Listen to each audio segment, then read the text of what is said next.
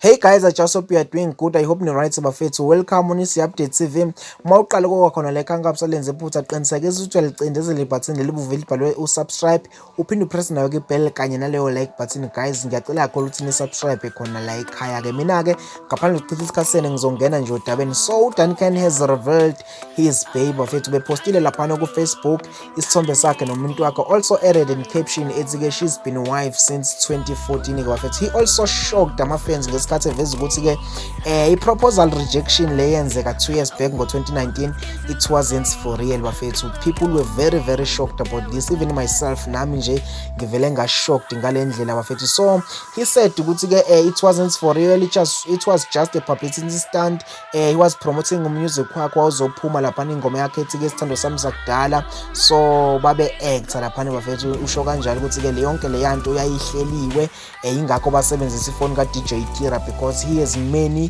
followers. Babenzela nje i-publicity bafethu, kwakungayona into yangempela, so kwaku actor. Even nalo girl lo wayomproposa khona laphana uthi wamgcina khona lapho eGateway Mall le bafethu, so kwakungayona into yangempela. So people has been commenting about this ukuthi awumfethu, we have been sympathizing with you all along and you are just quiet uthule for 2 years wonke uthule nje ukuthi wawuz-actela laphana. Why so long bafethu? So I just want to know, how do you feel about this? Raise a comment section below, ngafika ushiye khona umbono wakho. That is all for today guys. I love you all. Please give the support and subscribe khona la ekhaya.